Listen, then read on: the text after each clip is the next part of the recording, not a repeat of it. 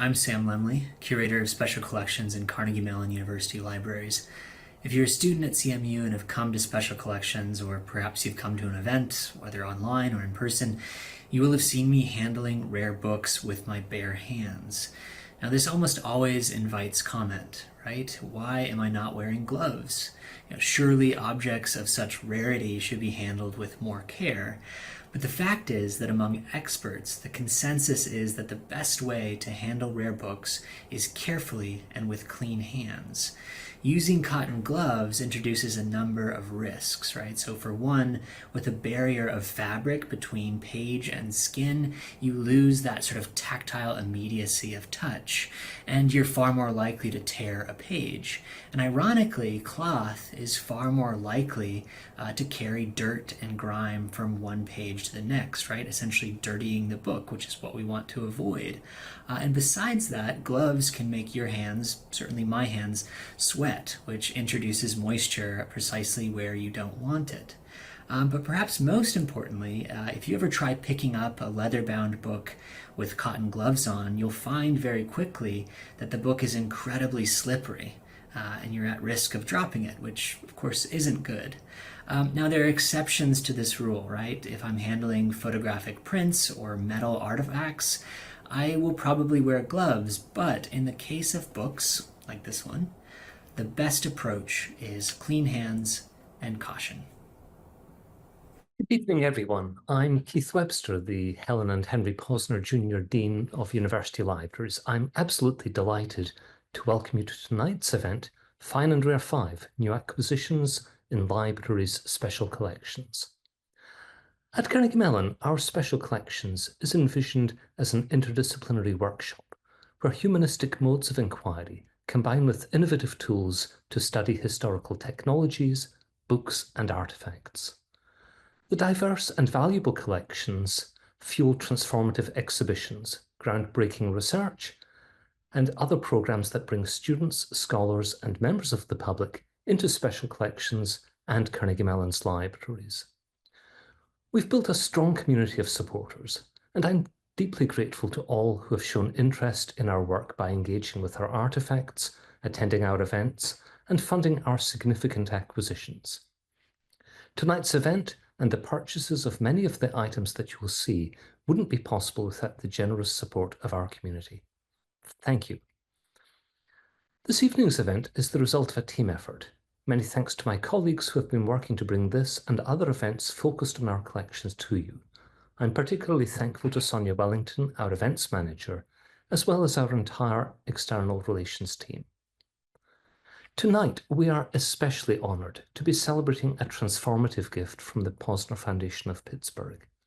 I'm delighted to give you advance notice of an announcement to be made tomorrow that the Posner Foundation has generously donated $6 million to transform the Posner Center into a dedicated special collections library, and an additional $2 million to help support operating costs. This generous gift will enable us to establish an engaging center for cultural heritage for the whole Pittsburgh community. Our main speaker this evening is Curator of Special Collections, Dr. Sam Lemley. After his presentation, Sam will join me to answer any questions you might have, so please be thinking of those as you listen to his remarks. Dr. Lemley has responsibility for developing our special collections, teaching with them, and leading their use in research and scholarship. Sam has a PhD in English Literature and a Master's in Library and Information Science with a Certificate of Concentration in Rare Book and Special Collections Librarianship. He has held research fellowships at the Houghton Library at Harvard, Princeton University Library, the Dibner Library of the History of Science and Technology, and the Rare Book School at the University of Virginia. Before we hear from Sam, I would like to introduce CMU trustee Anne Malloy, who is also a trustee of the Posner Foundation. I'm truly grateful to Anne for her dedication to the humanities and to the work of Carnegie Mellon's libraries. Anne, would you like to say a few words, please? Thanks, Keith. It's a pleasure to support university libraries on behalf of the Posner family and the Posner Foundation. We're pleased to support special collections and the library is an essential component of Carnegie Mellon University. Glad to be here with everyone today, and I'll keep my remarks very short. In 1978, the Posner Memorial Collection was deposited in Hunt Library and remained there until 2004, when it was installed in the then newly built Posner Center. The collection forms the core of Special Collections holdings in early science and technology, and offers scholars the chance to engage with critical pieces of the past and shape discoveries that inspire continuing innovation, both of which were the intent in choosing Carnegie Mellon to steward the Posner Memorial Collection. The renovation of Posner Center represents the next step in the ongoing partnership between the Posner family and the university libraries, one that will redefine how students, researchers, and really the broader Pittsburgh community are able to access the Posner Memorial Collection and special collections as a whole. Under Dr. Lemley's guidance, we're excited to see the reimagined center grow into a cultural resource with space for teaching, for research, for events and exhibitions, so that these treasures can be enjoyed for generations to come. And with that, I'll turn things over to Dr. Lemley, who we're all eager to hear from.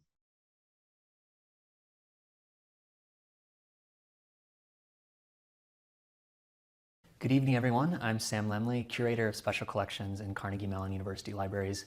Welcome to this 5th installment of Fine and Rare, which is a series in which I share some of the many treasures and special collections in the libraries here.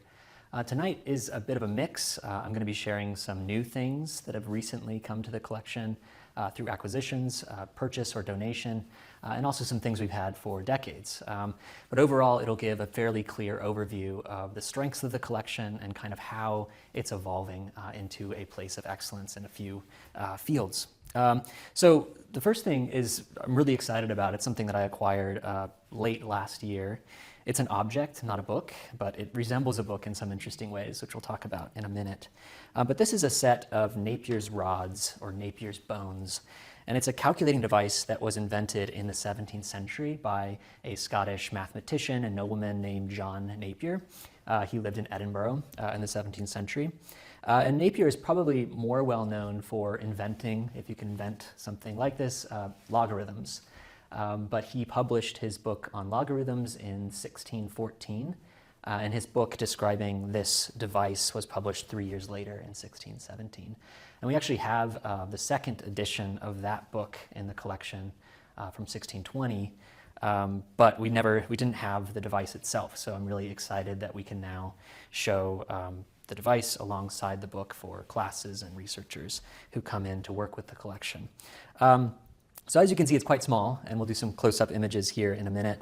But it's made up of a wood case, and inside the wood case is this little tray full of these rods.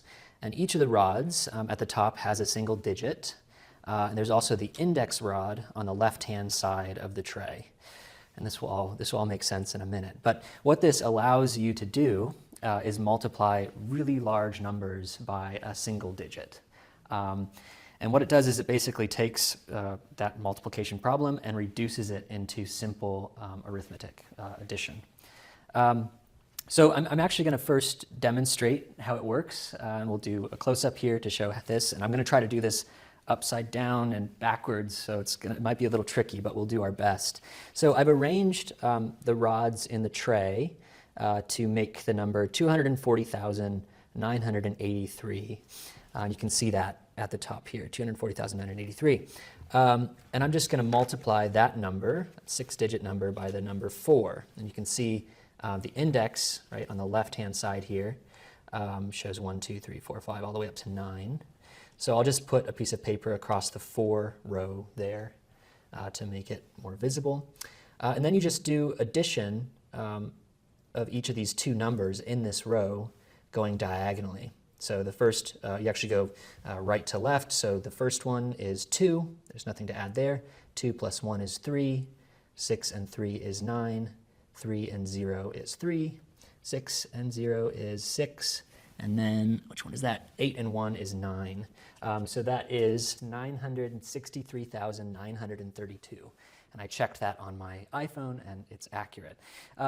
So again, what it's doing here is reducing this very complicated large multiplication problem into addition of two numbers for each number space, which is really amazing. It's kind of magical that it works. Of course, it's limited in the fact that it's only recording or only multiplying a large number by a single digit.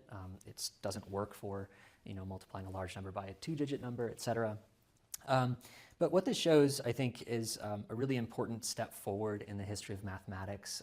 John Napier was really pioneering in that he approached mathematics with a really algorithmic frame of mind, right? So it's the idea that you take these complicated problems and you reduce them into far simpler and repeatable steps, right? And I think that the same could be said for his work on logarithms, right? Logarithms work in a similar way in that you can use them to take complex multiplication and convert them into addition, or complex division problems and convert them into simple subtraction. So really a wonderful example of how long the history of computational techniques and computational instruments is. So that's how it works. I want to talk briefly about this example of the device. I found this with a bookseller who's based in the UK. And it's a 17th century example, so very, very early. We think it's probably 1680s or 1690s, and it was almost certainly made in Cambridge, UK. But some interesting things about it. I mean, I won't try to fit this back in here because it's kind of fiddly, and I'm going to do that once I end this segment. But I want to show the tray here, so I'm going to move the rods off.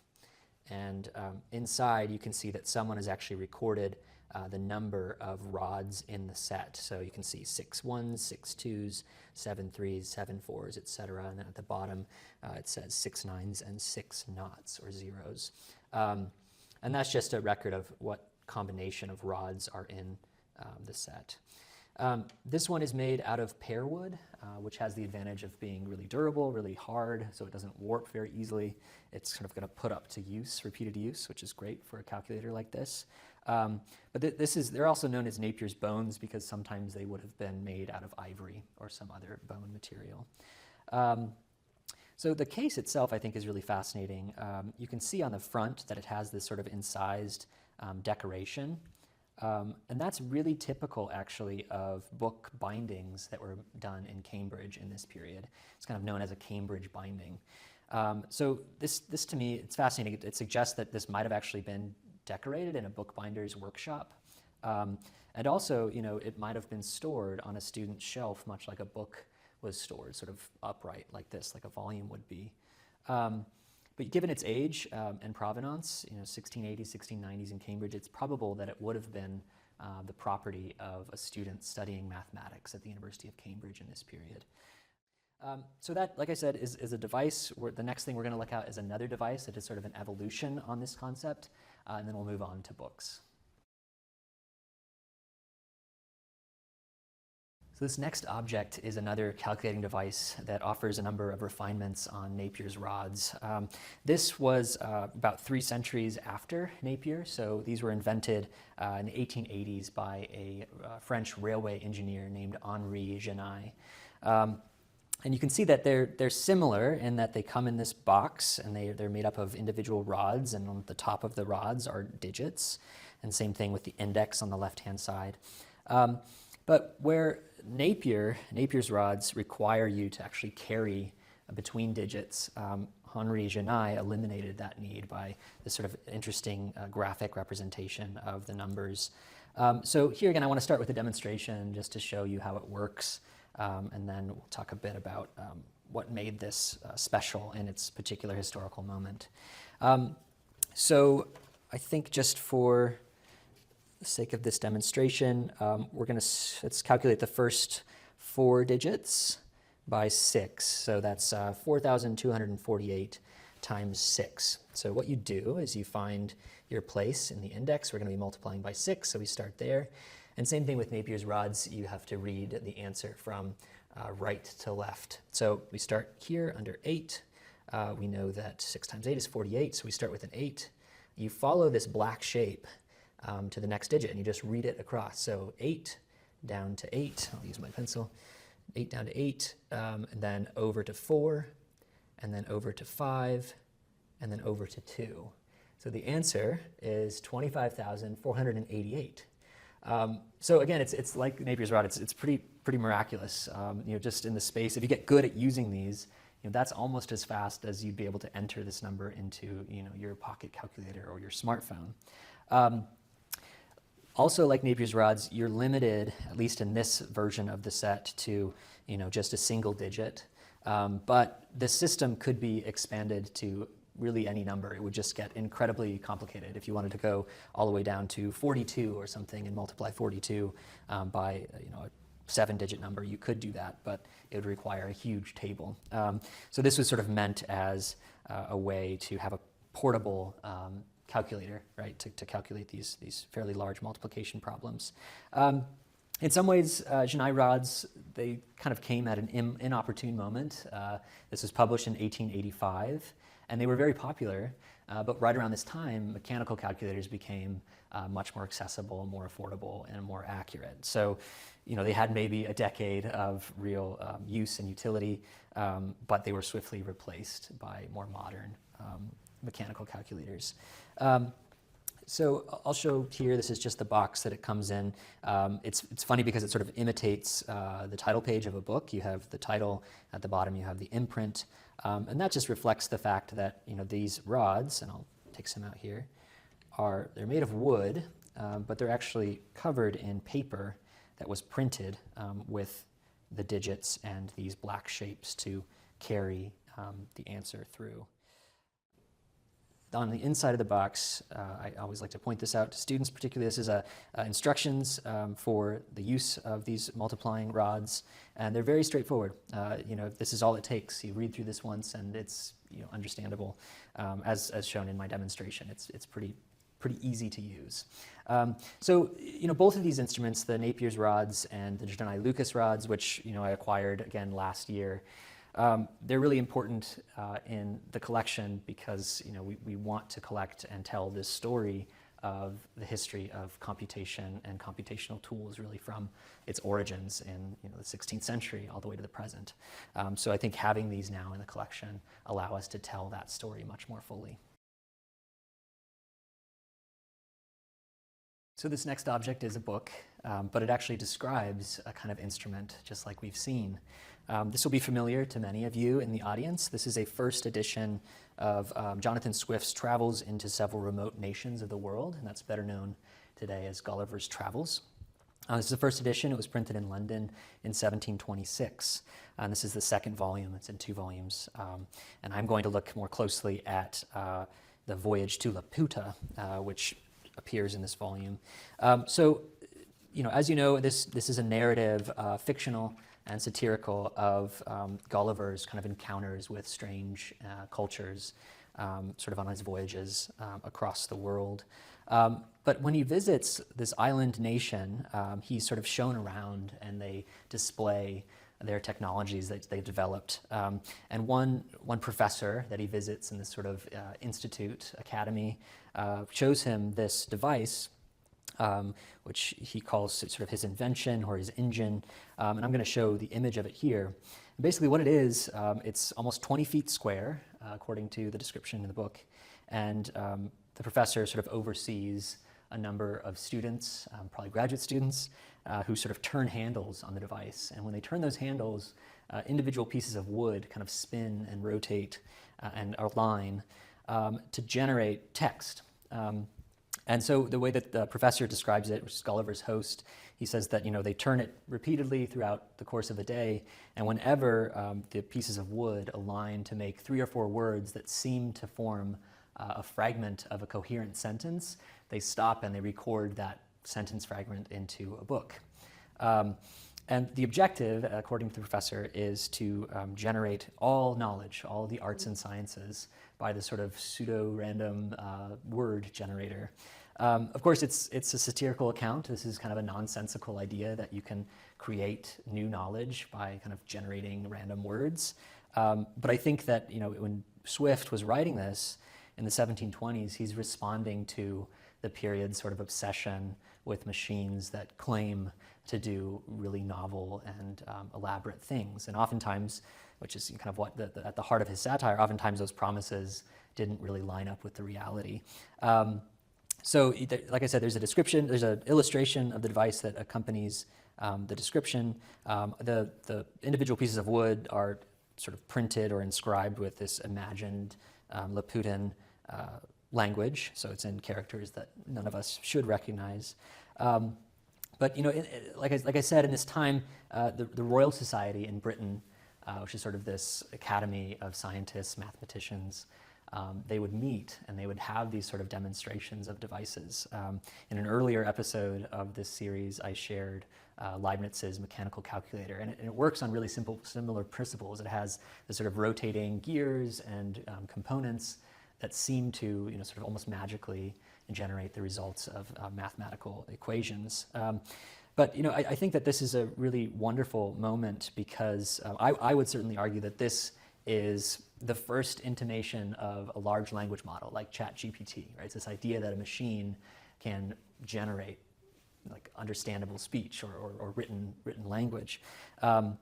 But just like today, Swift was kind of anticipating a lot of the debates that we're having around this kind of technology and how much we can really trust it. And of course, Swift, as the sort of satirist that he was, really kind of deflated the idea that these machines could be trusted. But I like to share this with students that come into the collection that might be studying, large language models or machine language, machine learning, because it really shows that even as early as 1726, a lot of these anxieties around the technology were really alive and being written about. This copy is from the bequest of Charles Rosenblum. It's another name that I've mentioned before on this series. A couple years ago, we had the major Shakespeare exhibition with our copy of the first folio of Shakespeare's plays. That also came with Charles Rosenblum's request. So it's another really great example of how the depth and excellence of the collection reflects the generosity of donors over the last several decades and more. So the collection is particularly strong in the history of the technological sciences, but we also have a number of things in the natural sciences and the medical sciences, and this is an example of that. This book is actually from the Posner Memorial Collection.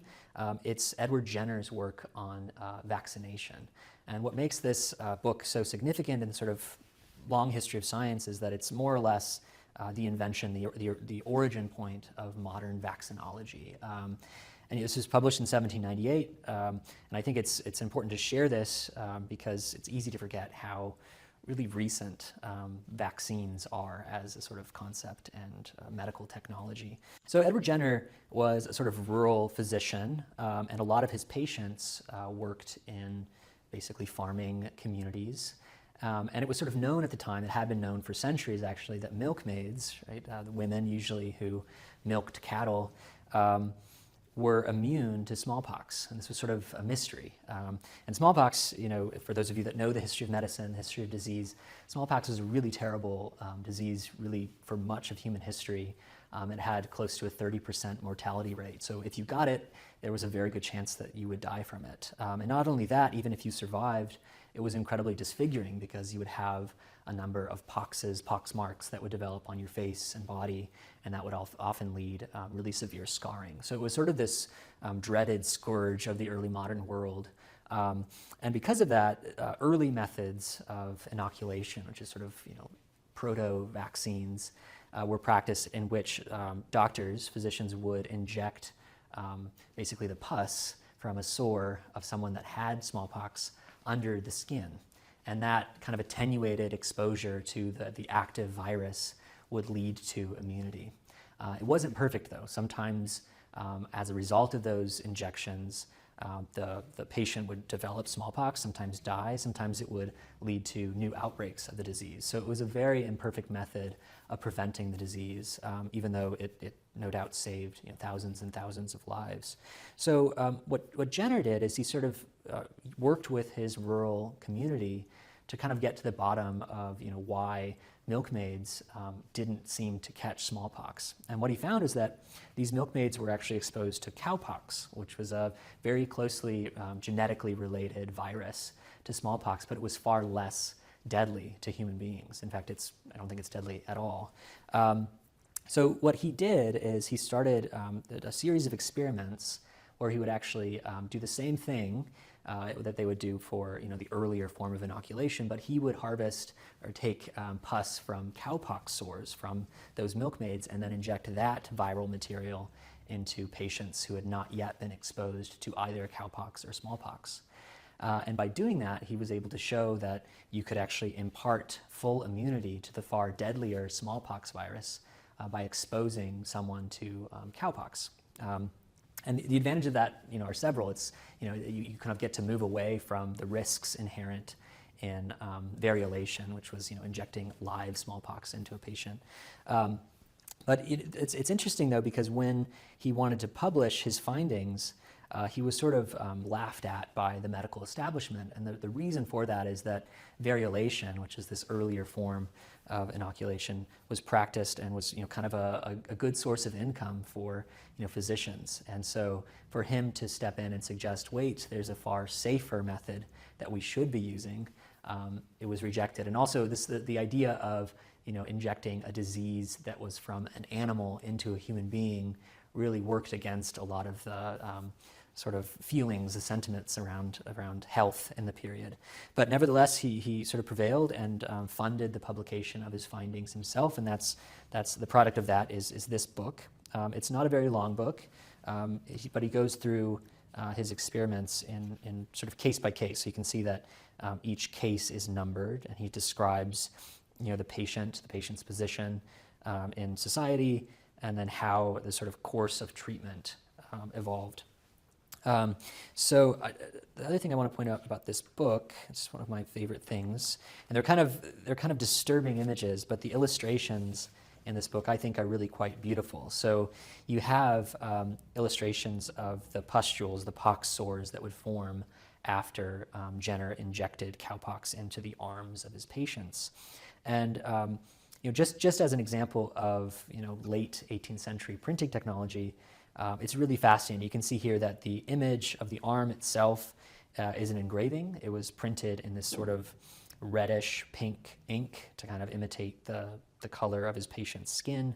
But then once that was printed, an artist would go in and actually finish the pustule, the pox sore, by hand in paints.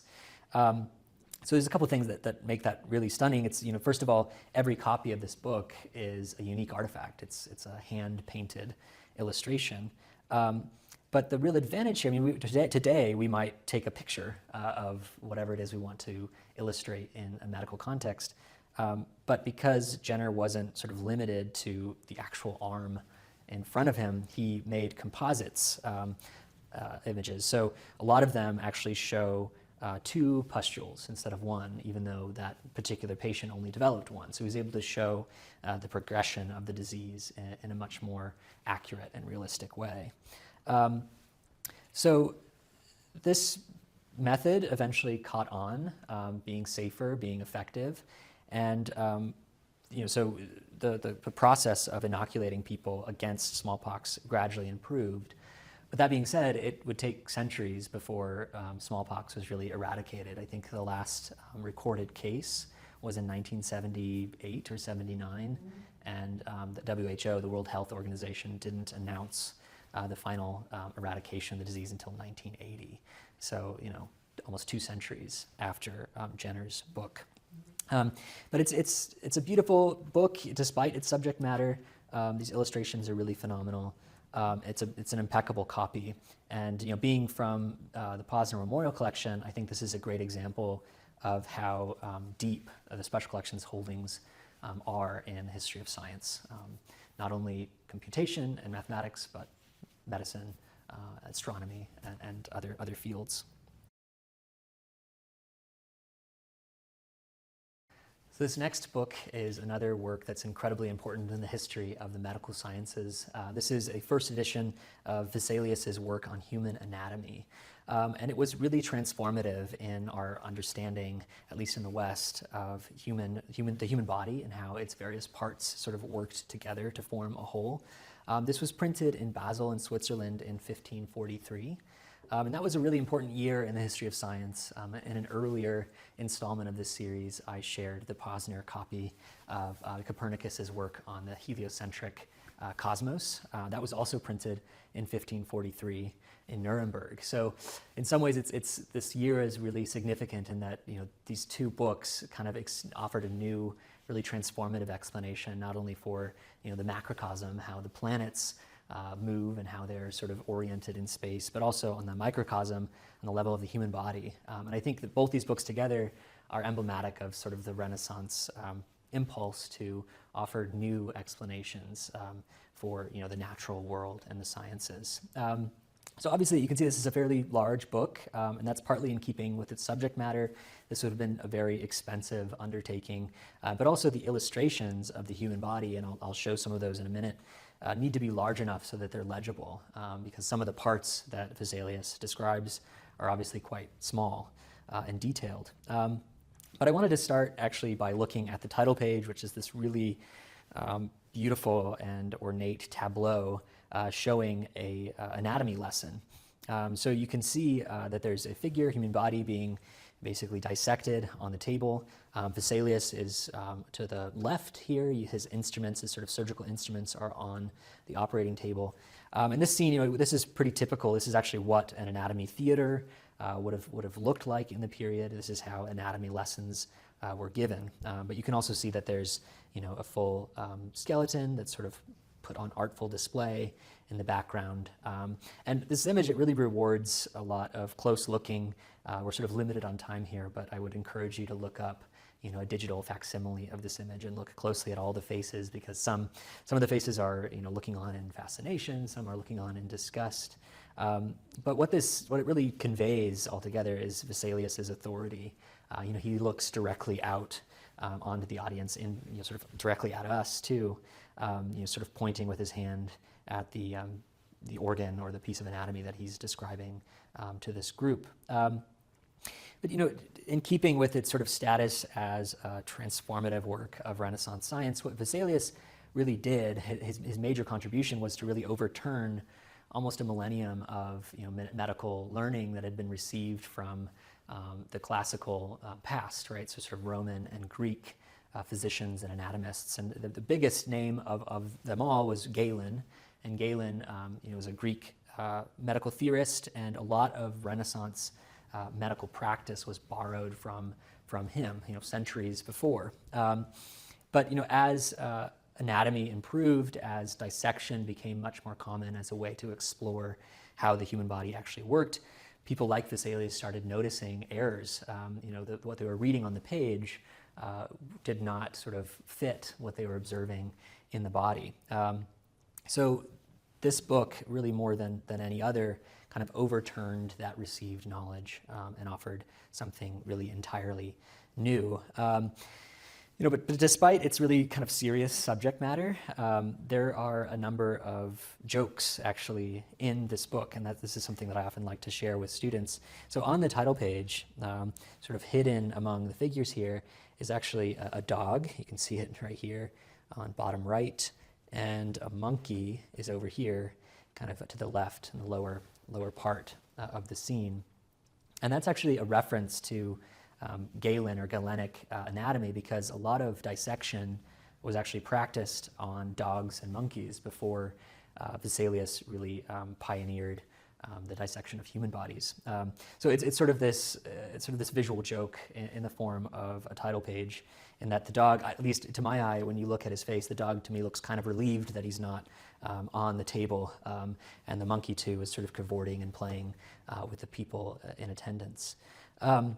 But that kind of lighthearted, kind of tongue-in-cheek tone continues throughout the book, and I wanted to share some of that too as I turn through. So the book itself is structured in a way that reflects the various parts, the various systems of the human body. So as you turn through, you start with the bones, right, the skeletal system. You get treatments of the nervous system, the reproductive system, the digestive system, et cetera. So it's sort of, it's an anatomy in that it's taking apart the human body and studying its individual systems, piece by piece. So in some ways, the book, as you leaf through it, kind of performs that dissection for the reader.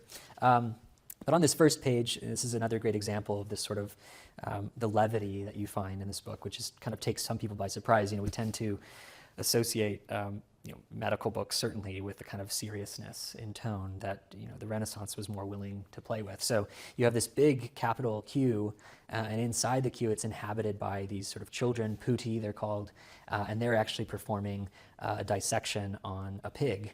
And you can see that the pig is kind of strapped down to the table, and one is sort of cutting into the pig, and another is sort of taking notes on a tablet. But that kind of continues throughout the book, and I'm going to turn to another example here. This one's a little smaller, this capital C.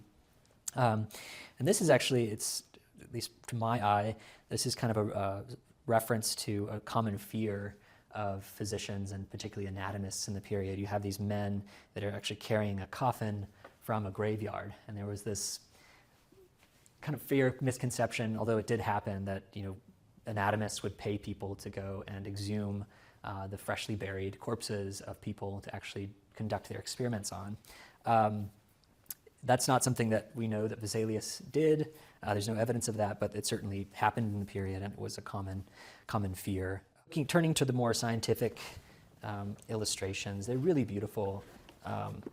It's a really great example of how the Renaissance was really interested in combining art and science, and you can see that in the kind of artful arrangement and artful presentation of the various anatomical systems in Vesalius's book.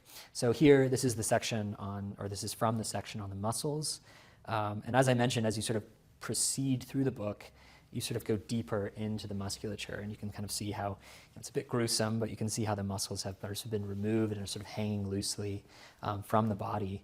And then each part is labeled and keyed to the accompanying text so that you could study, what the name of the particular muscle or part was and what its function was.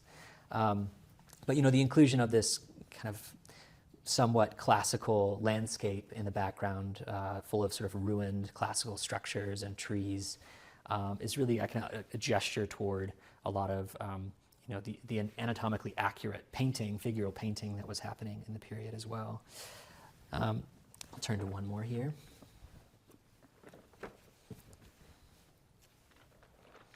So this is a later section on the nervous system.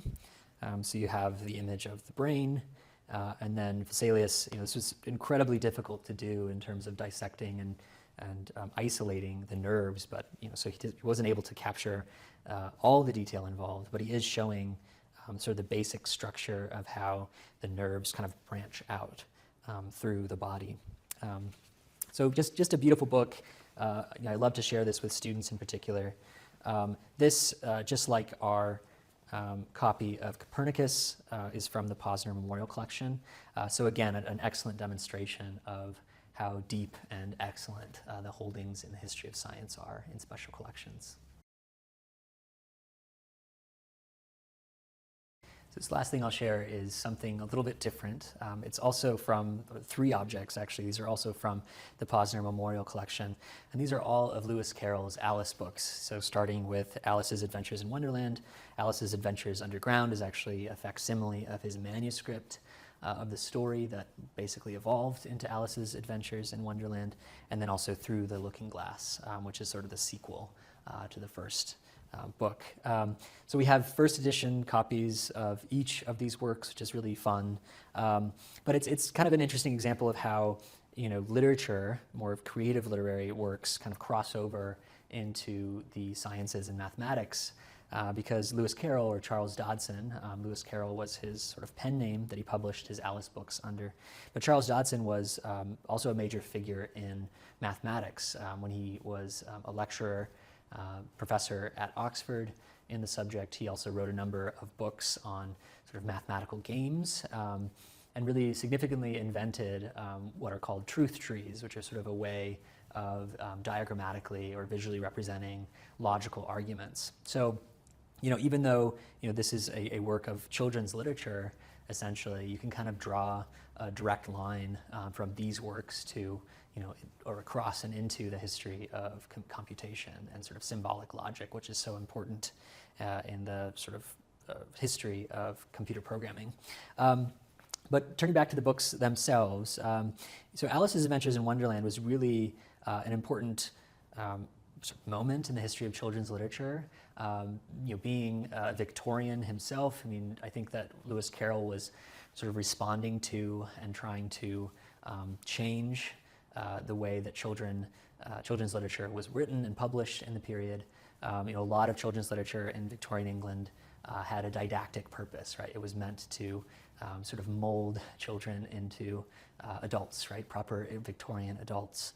But I think that the reason why Lewis Carroll's Alice novels have proved to be so successful and beloved and influential is that he kind of rejected that, and he kind of embraced this sort of sense of nonsense and play and confusion, right, that I think a lot of children experience as they're growing up. And by embracing that, by sort of injecting all those things into the narrative of Alice's Adventures in Wonderland, he really put children's literature on an entirely different path. But so this copy of Alice's Adventures in Wonderland, it's a copy of the first edition, and the publication history of this book is a little bit tangled and quite interesting. So it was published or printed originally in 1865 by Macmillan in Oxford and London. But when the sheets of that edition were received by Carrol and John Tenniel, who did the illustrations, they were rejected. The Tenniel in particular did not like how some of the illustrations seemed to bleed through the page. So he rejected them, and as a result, Carrol actually withdrew that first printing, about 2,000 copies, from sale, and it was reprinted and then sold in the UK. But those 2,000 copies were actually shipped to the United States, and so those 2,000 imperfect copies actually formed the first American edition, and that's what we have here. So in some ways it's kind of confusing, but this is the very first printing, even though it's not the first English edition, it's the first American. And I'm not sure if I'll be able to show them on camera because the errors in the illustrations are quite subtle, but you can see those in this copy. But how it worked is that when the sheets are received in the United States, a new title page was printed with a New York imprint of D. Appleton and Co., and you can see that here. And then they were issued and sold to an American audience. The other two Alice books that we have, also in the Posner Memorial Collection, are really special because both of them are actually inscribed by Lewis Carroll. So this is our copy of Through the Looking Glass. It's inscribed to an Ella Balfour from the author, Christmas 1871, which is basically when it was published. So when this first came off the press, presumably Lewis Carroll presented this copy maybe to a family friend or a daughter of a family friend and inscribed it with that Christmas date, which is really wonderful. And the same is true of our copy of Alice's Adventures Underground. It's inscribed to Mrs. Furness from the author, January 1887. And that's really common. Not so much the fact that, Lewis Carroll's inscriptions, those are quite rare, but a lot of surviving copies of the Alice books actually have inscriptions to girls, right, from their parents, often as a gift. So it shows you how these books were first kind of received and read and sort of treasured as objects in their own right. So I've already mentioned how Lewis Carroll was an important figure in the history of mathematics, but sort of similarly Through the Looking Glass, he structures the entire narrative around a game of chess. And for those of you that have read the book, this will be familiar to you. But on the very first page, you have this representation of a chessboard.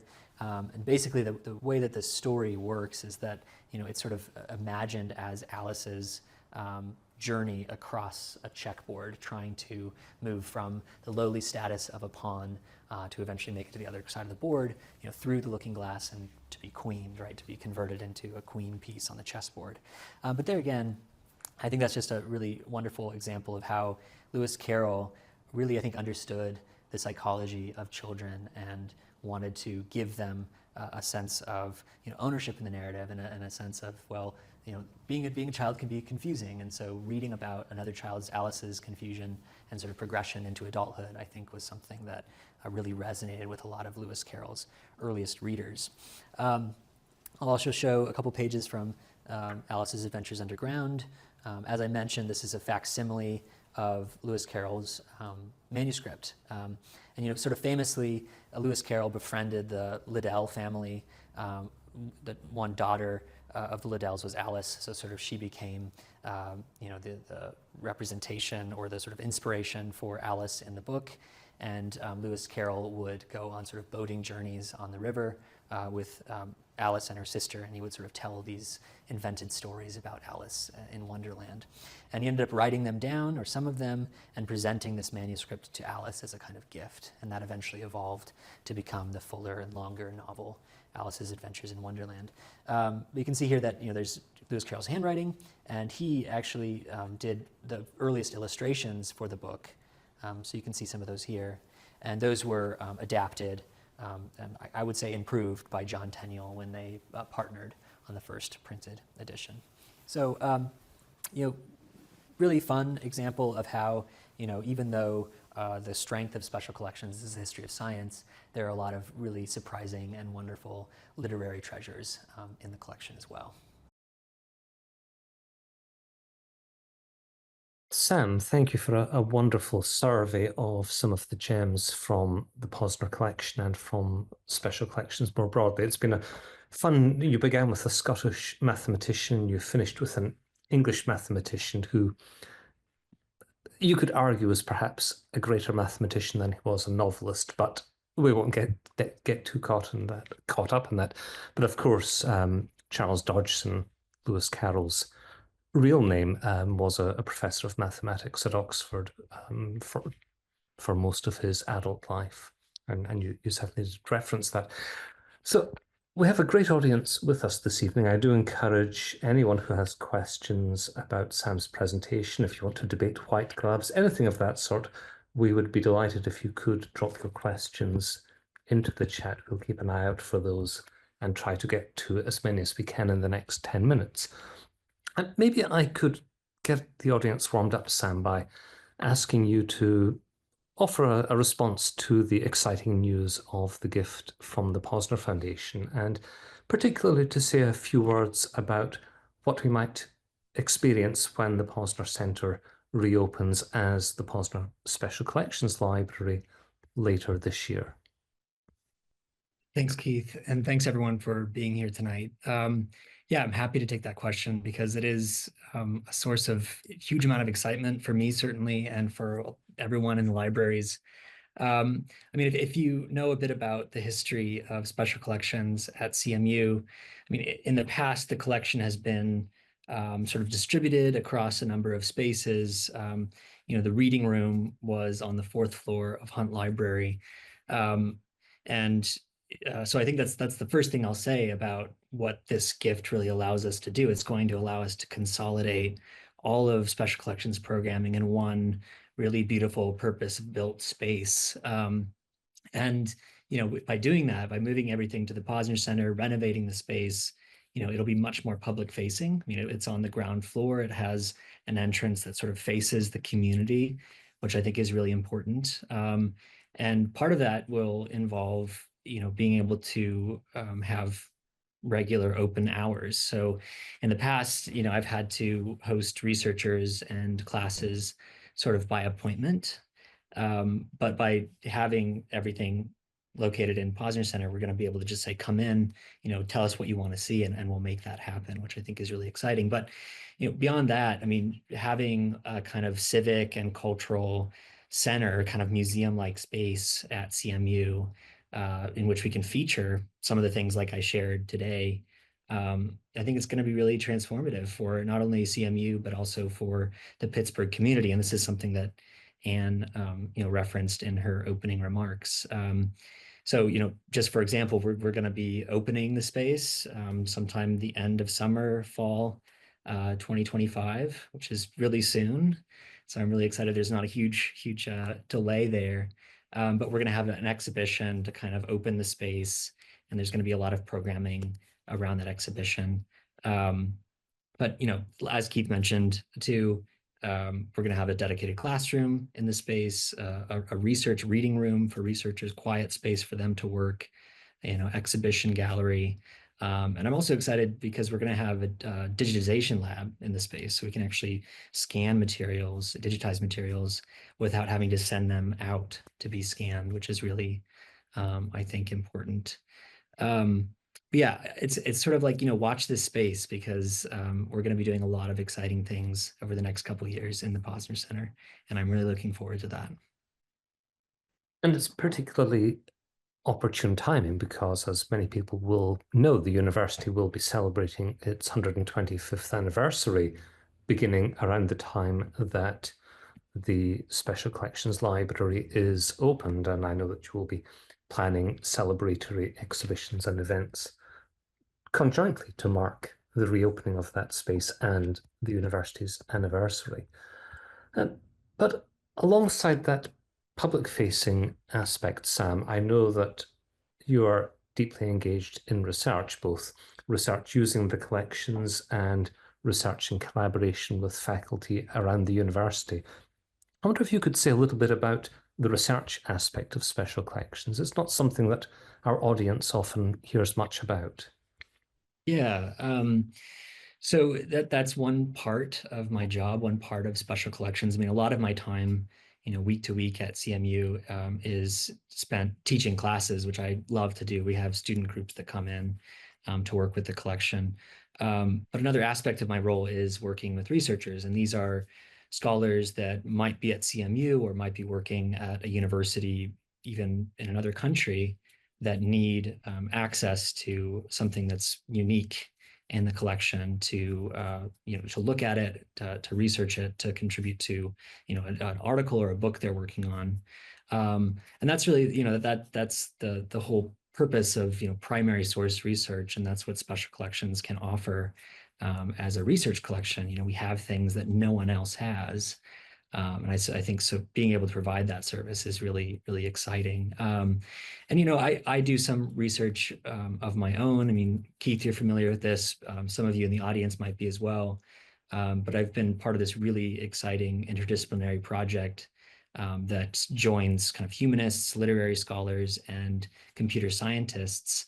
It's called the Print and Probability Project. And we're actually working with materials in special collections, developing machine learning tools to find evidence that is very difficult to detect just with sort of the unaided eye. And I like to share that example because I think there's this conception about what research in special collections, research with rare books looks like. And I think there's no better place than CMU to really pioneer new scholarly tactics and approaches to rare materials, and that's exactly what we're doing. So we published a few things from that collaboration, and it's that work will actually feature in one of the display cases in the reopening exhibition later this year.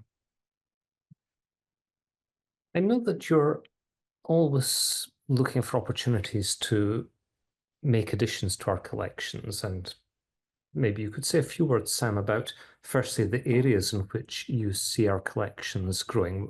We are not going to be a special collections library that adds anything and everything. You do have particular themes. Maybe you could say a bit about that, and whether there are particular priorities that you would be on the lookout for, because of course it's not as simple as going to Amazon or Barnes and Noble to pick up special collections books. These are things that take a lot of effort to identify and acquire. Yeah, that's right. Although you never know, so there's some things that I've found on eBay, surprisingly, that have been really fantastic. But yeah, it's maybe one I keep saying it's not the favorite part of my job, but maybe it's just I have a great job and it's all, well, every part of it is my favorite part. But yeah, acquiring things is really exciting. I often, when people ask about kind of acquisitions pipeline in special collections, I like to emphasize that we purchase things for the collection from endowed funds. So especially when students come into the collection, I like to make sure that they're aware that I'm not spending their tuition money on 17th century calculators. So that's the first thing I'll say. But yeah, I work really closely with booksellers. As a really vibrant community of antiquarian booksellers, auction houses, instrument dealers, who are really reputable and scholars in their own right. They're really smart people who have done an immense amount of research over the course of their careers. So I really like to treat them as a resource. So I connect with people that specialize in things that I might be interested in acquiring for the collection. Yeah, to answer your first question of like what the focus of special collections and our kind of acquisition strategy is, that was really the first thing that I did when I started at CMU 5 years ago. I kind of took a hard look at our acquisition strategy, kind of to articulate what those priorities would be. And what's really important to me is, identifying that niche for the libraries. What can we collect that other places haven't, and how can we kind of fit what we're collecting to the culture of CMU? And that's really why I kind of narrowed in on the history of computing, cryptography, mechanical calculation, artificial intelligence, right? So all these fields, and those sort of interlock and overlap. But it's exciting too, because as I said, not many institutional collections are, prioritizing these areas. And so I think there's kind of a gap in the cultural record that I think special collections at CMU is able to kind of step into and fill.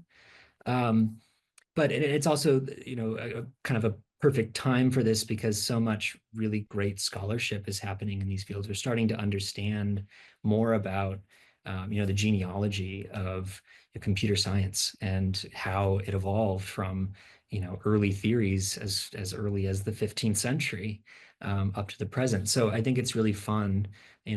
For example, the Jonathan Swift book that I shared, it's really fun to show students and scholars that, no, there's a really long history here that's full of fascinating stories and prototypes. Well, Sam, you mentioned there the recognition of donors as you share items in the collections with our students, and that is a very fitting note on which to draw this evening's event to a conclusion by once again thanking the Posner Foundation and the Posner family for their support. We're deeply grateful for the gift. We are excited about what lies ahead, and we look forward to sharing that work with this audience and our wider community over the next few months. So with that, I am going to wrap things up by once again thanking my team, thanking Sam for his wonderful presentation and conversation, and Malloy and the Posner Foundation for their support. If you enjoy this event, please do consider supporting the libraries with a gift to the Special Collections Acquisition Fund. Your donations allow us to acquire items just as Sam has described, that enable us to advance the university's mission and to support a truly talented group of students, staff and faculty at the university. With that, thank you for being with us this evening. Good evening, everyone.